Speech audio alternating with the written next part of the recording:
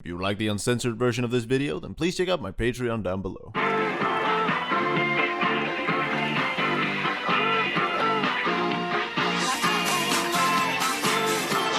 When is the 2021 hentai video?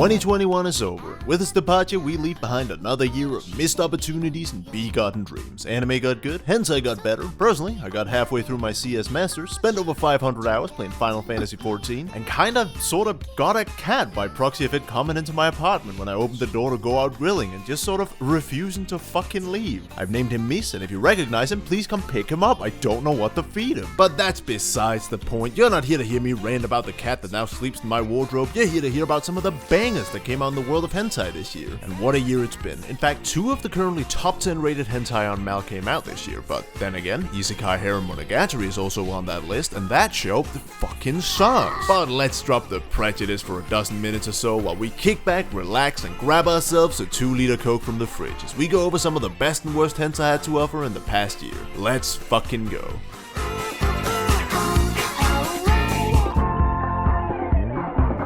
Alright, intro's done, and with it the video's ready to go. Just gotta get down to Jimbo, get the thumbnail, and I can finally release this thing. Let's go. Oh, Jimmy! It's that time of year again. You gotta make the big thumbnail for the annual video. Are you ready? What the? Wait, what the? Where'd he go? I got fucking dead. Jimmy! Jimmy! God fucking dead. Jimmy! Jimmy! Jimmy! Jimmy! Jimmy!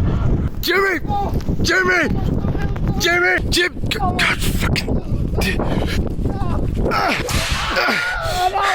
God fucking... Jimmy! Jimmy! You gotta make that thumbnail!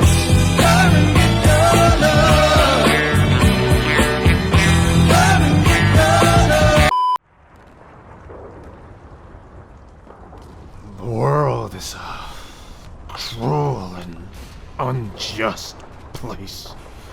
Our lives but an endless string of perpetual torment, with our only respite being the very end of our own existence.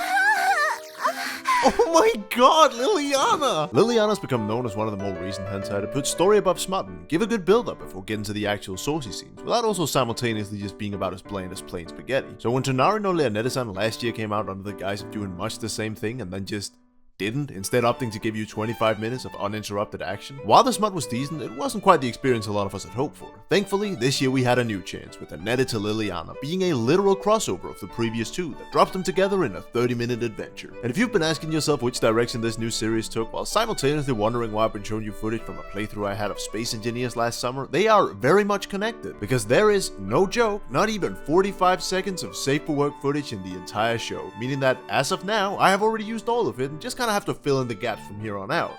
So yeah, obviously the increased amount of sex scenes was given as a trade-off, meaning that once again we're dropped in without any sort of backstory. And yeah, I know the sex scenes are definitely alright, and it's certainly nice to see our girl again. But a Liliana episode without any sort of build-up is kinda like a clan rally without racism. Doesn't really have a lot going for it. Hey, yo, look who fell asleep first. Prank him, John. You already know. Yo! I actually really like this one. It's an adaptation that arguably beats the original out of the water, and is overall just a pretty good time for some vanilla harem action. Personally, I would have preferred it if the main character was a bit more proactive as opposed to just being a little fucking bitch, but hey, can't win them all. Oh, come on.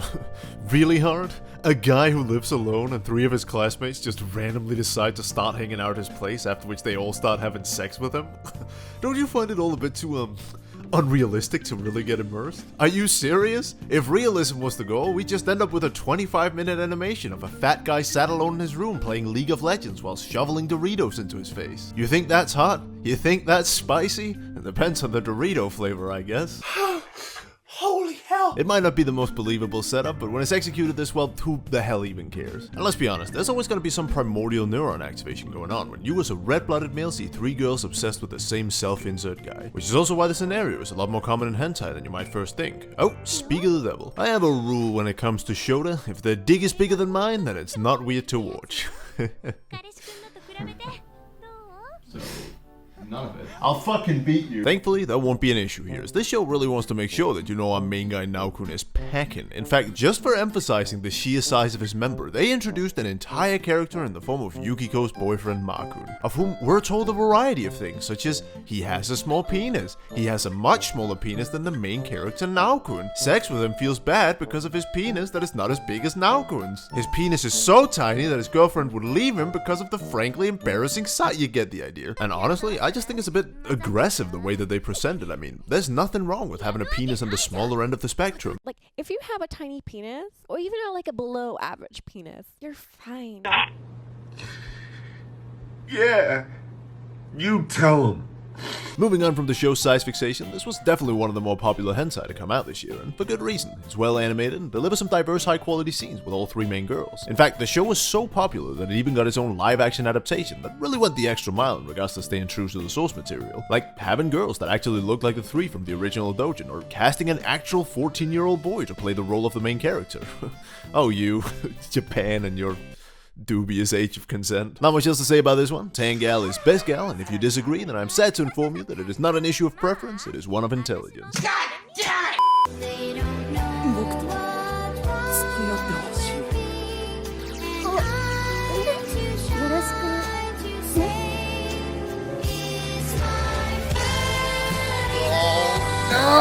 Oh, come on! Dude, there was so much NTR hentai this year, you wouldn't believe it. And the worst part is that most of it is not just some cheap Queen Bee knockoff that you can skip without a worry. It's stuff of such genuine production quality that I feel I almost have to watch it, and it sickens me equally every time I do. Watching these poor people have their lives and relationships destroyed in front of us is some of the most unredeemable piece of shit characters take advantage of them through extreme acts of blackmailing or just downright abuse, set up for the sole purpose of just making you feel awful for the main characters. So why is it so fucking hot then? God damn fuck! Shit! Because as it turns out, a lot of these are just surprisingly good. I can't explain why, and I dare not delve deep enough into my psyche to where I might find the answer, but if you can to some degree ignore the NTR aspect, so somehow self-insert as the ugly bastard asshole on the giving end, as disheartening as it is to say, you are in for some genuine quality with a lot of these, and they're in my opinion at the very least worth giving a look. Alright, what's next on the list here then? Kono Kaisha. New employees Ayaka, Chiyoko, Shina, and Shion join a company where all female employees are sexually harassed. Oh my god, yes! I love Activision Blizzard. Still, gotta subtract some points for missing accuracy though. They don't even have a scene where someone steals a nursing woman's breast milk from the mommy milk fridge specifically designed to hold it before they got padlocks on it. Nope, not a joke, just a real thing. Oh well. Good thing this next hentai has the milky department covered then. This one is, weird to watch. Not because I don't like it, trust me, I do. Big Bahunk and Cow Basongas are always a hit in my book, and the animation isn't half bad either. But the sound mixing, oh my god, the sound mixing is so awful. I don't think a lot of people realize just how important proper audio mixing is before they watch something like this, as the downright horrible sound effects and lack of any sort of background music really just makes the show exceptionally awkward to watch. And it's not like I can just slap on my own music to compensate either. After all, I'm trying to bust a nut, not bust a move. And I mean, come on, some of these sound effects are just so fucking out there that it straight up just takes you out of the experience. For example, for the sound of the cowgirl getting milk, they ended up using the sound of what I can only assume is a shower being turned on and off at max volume. Yep. That's the actual sound effect you're hearing. Sure sounds like a cow getting milk to me. And it's a bit weird to say this for a hentai, but as good as the visuals and setting are, the show is genuinely held back by some extremely distracting sound effects and an eerie lack of music that just makes it feel a bit awkward to watch. It's sad, really. Not the state of the show, but the fact that I'm telling you not to watch a hentai based on its fucking soundtrack. Oh, damn it. Why do you guys listen to me? I'm such a fucking pseudo-intellectual. 3時間おきに射精しないと弾が破裂する病気。うっす、射精症というみたいっす。今その患者が両手の複雑骨折で運び込まれたっす。Well, Jimmy. Looks like we're in quite a pickle here. What are we gonna do about... Wait, where are you going? Jimmy, come back. Wait, Jimmy, don't leave! Jimmy! I'm gonna be completely honest here. I have a massive personal bias for this one. The nurse who helps the main guy deal with his illness is just so utterly disgusted with everything she has to do, but nevertheless does it as part of her job, saying throughout just how much she hates the whole ordeal. And when she then finishes him off and looks at him with nothing but contempt and disgust in her eyes, dropping his condom in the trash bin and then calls him the worst imaginable things under the sun before leaving him alone in the bed, I can think to myself, yeah, that's pretty much my sex life too. It is genuinely really good though. The art style kind of gives me the vibe of an older hentai, and if you like that mega disgusted face and show me your underwear anime that came out a couple years back, this here will be right up your alley. She also does this little tongue click thing whenever she gets really annoyed. I really like when she does that. Why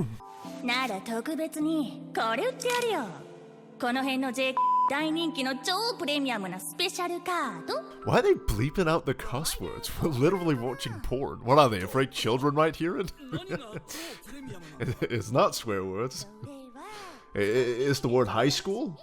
They're 14?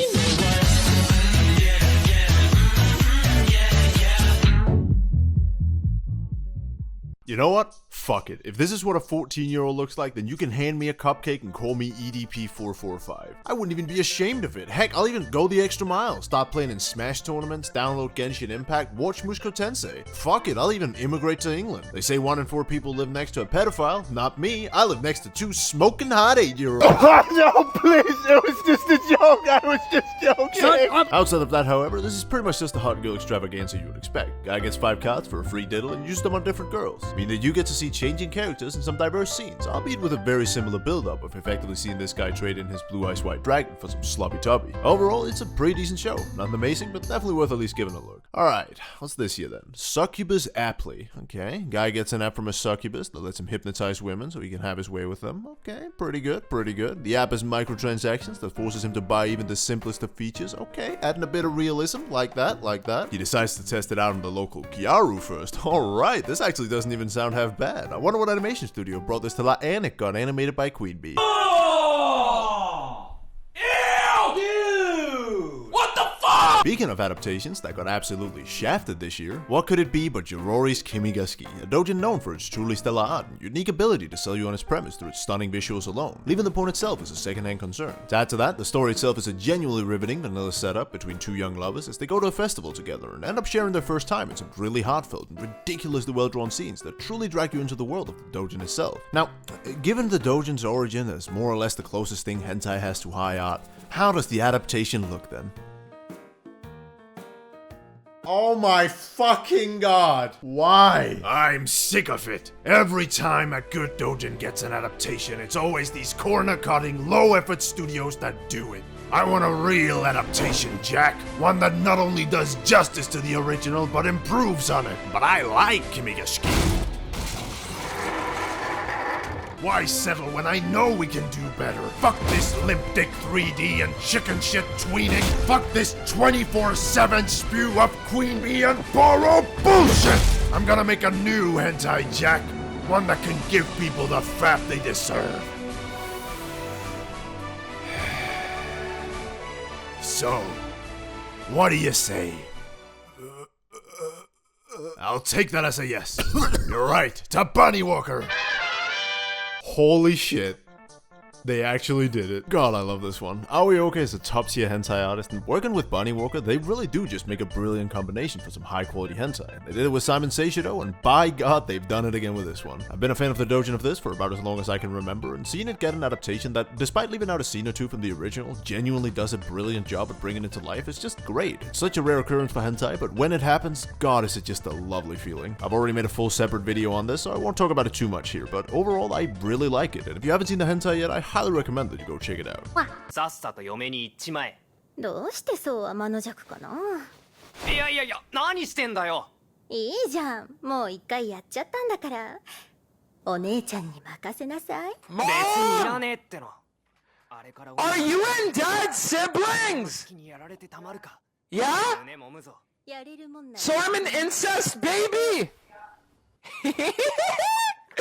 That's kind of unlucky. Looking beyond the incest aspect of this one, this really is some of the most vanilla hentai I've seen this year, and while I'm sure some people are absolutely ecstatic about that, personally, I just thought it was kinda boring. As much as I like to rib on some of the more extreme tacks of hentai, I can't deny that they do add spice to a show. It's not that you can't have a good hentai without them, just look at Succubus Stay Life, but you better have something interesting to at least keep people engaged. And aside from the point of Lamau incest, this really doesn't have a lot going for it. In fact, I'd say that it's more reminiscent of an amateur porn turned into a hentai, and if I wanted a more down-to-earth realistic experience, well, I just watch regular porn instead. I'm not saying you have to go full throttle with impossible physiques, grand settings, or monster girls, but having a hentai that draws on none of the strengths of the medium itself just feels somewhat pointless. I don't know, I might be wrong. These are some very personal gripes after all, and the show might hit just the spot for some people. However, I am not one of them. Remember when One Punch... oh god! I got a piece of carrot stuck in my throat. Remember when One Punch Man was a thing and everybody loved it, but then the second season came out and was just not quite as good, and despite not being awful by any means, ended up just making people agitated and annoyed that the newest installment of their favorite anime was just a straight downgrade from what they had previously? Well, turns out hentai is that as well now, just in the form of Kuroino 2. It's not very good. I swear, had this been called literally anything else, I would not have cared in the least, as it's not a horrible show or anything. But the fact that it sets itself up as a sequel to Kuroino, yet captures none of what made the original so great, just makes me irrationally angry. The original 4 episodes of Kuroino are some of the best hentai out there, fight me, and this is, well... Jesus Christ, what the fuck is even going on here? It's funny in a way. In the original Kuroino, the elves were the ones to get fucked by massive ogre schlongs, yet now that the second installment has come out, rather than fictional characters, the mere existence of this sequel is like an ass pounding to the audience itself. It's truly masterful. Poetic, really. That's about my recap for the year. Sorry about the lack of videos recently. Been doing my masters, and it's turning out to be a lot more work than I'd initially hoped for. Should be done with it this summer though, at which point I'm sure to finally have some more time to make videos again, or just even less than now. One or the other for sure. Only time will tell. As said before, if you're interested, the uncensored version of this video is available on Patreon for a bit of extra spice if you feel like it. Otherwise, as always, more content to come, so stay tuned. Until then, I'll see you next time.